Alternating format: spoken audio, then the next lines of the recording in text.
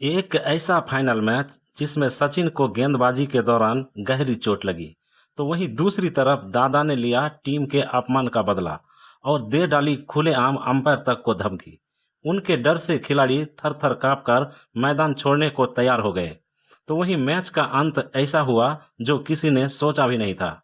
साल 2002 में इंडिया और श्रीलंका के बीच आईसीसी चैंपियंस ट्रॉफी का फाइनल मुकाबला खेला जाना था। श्रीलंकाई कप्तान जयसूर्या ने टॉस जीतकर पहले बल्लेबाजी करने का फैसला किया, लेकिन जहीर खान ने पहले ओवर की पहली गेंद पर जयसूर्या को क्लीन बोल्ड कर उस फैसले को गलत साबित कर दिया। जयसूर्या बिना कोई रन बनाए पवेलियन चल दिए और इंडिया के लिए यह बहुत ही बड़ा विकेट था। खूबसूरत बॉलिंग एक्शन के साथ जहीर खान बॉल फेंकते हैं और जयसूर्या ड्राइव लगाने के चक्कर में बॉल को स्टंप में मार बैठते हैं।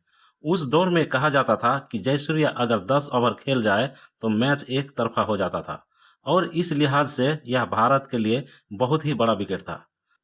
इसके बाद आटापाटू पारी को संभालने मैदान पर आते हैं, लेकिन जहीर की गेंद उस दिन मानो आग उगल रही थी। इसी बीच दूसरे ओवर की दूसरी बॉल पर कुमार संगकारा एक बेहतरीन चौका लगा देते हैं। दोनों ही खिलाड़ी जहीर को संभल कर खेलते रहे, तो वहीं अगरकर पर प्रहार करते रहे, लेकिन 7वें ओवर में जहीर खान ने बहुत ही बड़ी नो बॉल फेंक दी, जिस पर संगकारा ने चौका जड़ स्कोरबोर्ड को आगे बढ़ाया। लेकिन 8वें ओवर की पहली गेंद पर आगरकर ने आटापाटू को आउट कर श्रीलंका को दूसरा बड़ा झटका दे दिया।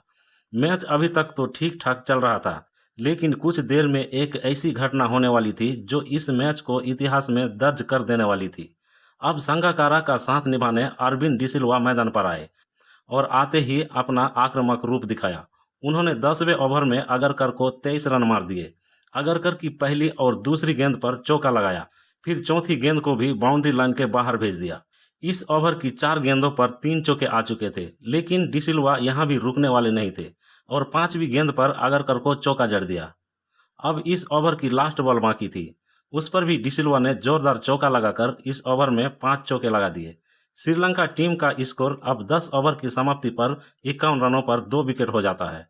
उसके अगले ही ओवर में डिसिल्वा ने हरभजन को भी एक शानदार चौका लगा दिया। अब लगातार बाउंड्री लग रही थी और स्कोर बहुत ही तेजी से आगे बढ़ रहा था।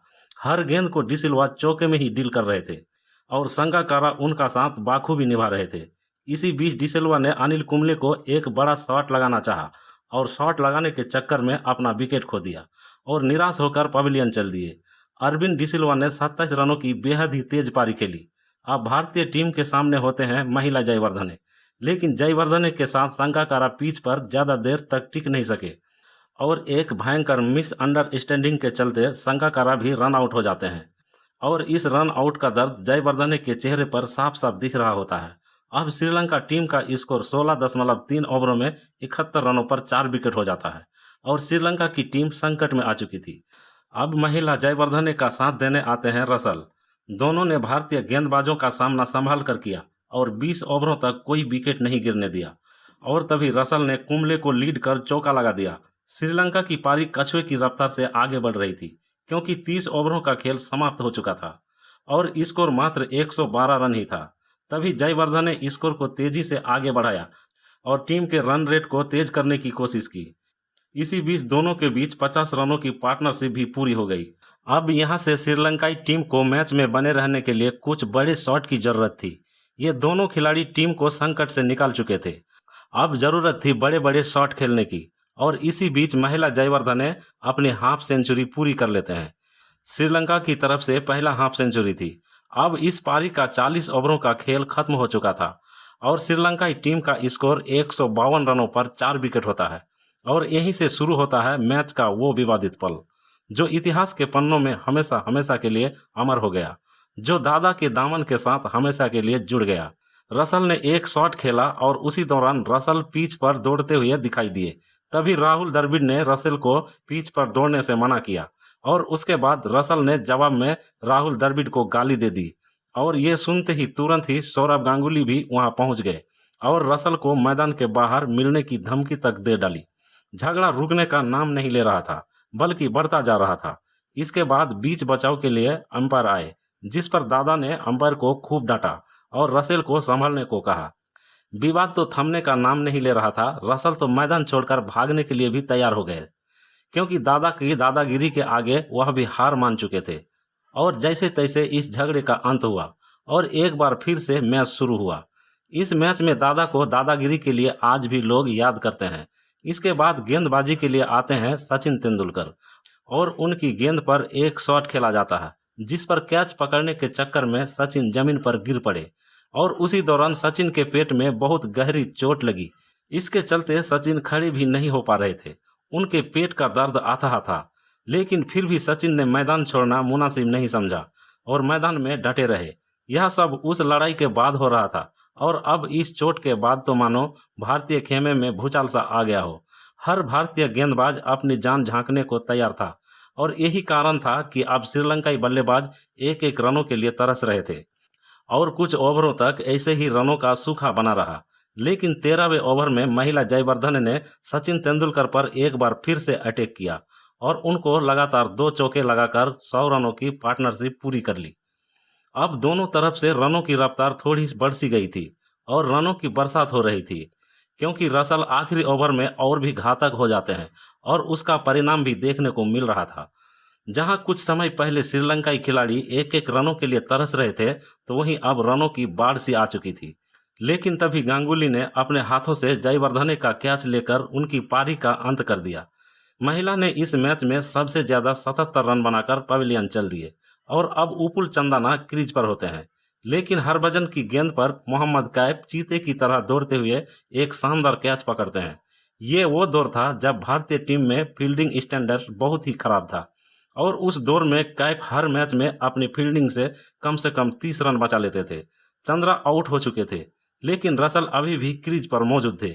वह अपने पिच पर होने का प्रमाण भी बाखूबी पेश कर रहे थे और देखते ही देखते अपनी टीम के स्कोर को 200 के पार पहुंचा देते हैं। अब चमिंडा वास जैसा गेंदबाज भी अपनी बल्लेबाजी के दम पर छक्के लगा रहा था और बड़े बड़े शॉट खेल रहा था। अपनी टीम को सम्मानजनक स्कोर पर पहुंचाने का प्रयास कर रहे चमिंडा वास ने मात्र 7 गेंदों में 14 रन बना लिए। लेकिन चमिंडा वास भी भारतीय गेंदबाजों को कब तक परेशान करते और जहीर खान के लास्ट ओवर में वह भी आउट हो गए और एक बेहतरीन पारी खेल पवेलियन चल दिए। रसल 49 के स्कोर पर होते हैं और इसी बीच द्रविड़ एक बहुत ही आसान सा रन आउट मिस कर देते हैं। द्रविड़ रेगुलर विकेट कीपर न होने के कारण अक्सर ऐसी पानी गलतियां करते रहते थे। इसी बीच रसेल ने जहीर की 5वीं गेंद पर एक शानदार चौका लगाया और मूवमेंट को अपने साथ ड्रेसिंग रूम तक ले जाना चाहा, लेकिन जहीर की शानदार गेंदबाजी की वजह से आखिरी गेंद पर केवल 1 रन ही आ सका और श्रीलंका ने 50 ओवर की समाप्ति पर 7 विकेट खोकर 222 रन बना लिए। इस मैच में जहीर खान ने सबसे ज्यादा 3 विकेट झटके और शानदार गेंदबाजी की। अब भारत को यह मैच जीतने के लिए 223 रनों की जरूरत थी, लेकिन इस पिच पर यह आसान टारगेट नहीं था और साथ में फाइनल का प्रेशर। अब भारत की तरफ से सहवाग और दिनेश मोंगिया की जोड़ी मैदान पर आती है।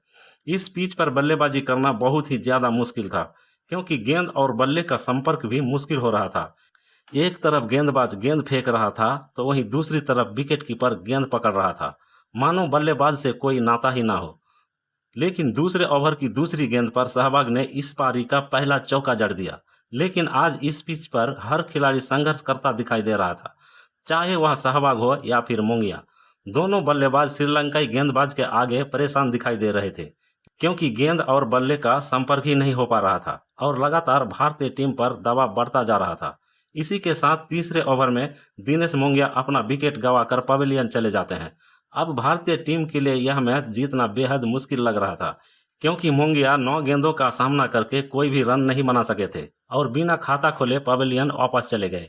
सचिन तेंदुलकर और वीरेंद्र सहवाग की जोड़ी पारी को संभालने के लिए क्रीज पर होती है और सचिन ने जब पहली गेंद का सामना किया तो उसी गेंद पर जोरदार अपील की गई, लेकिन अंपायर ने उस अपील को नकार दिया।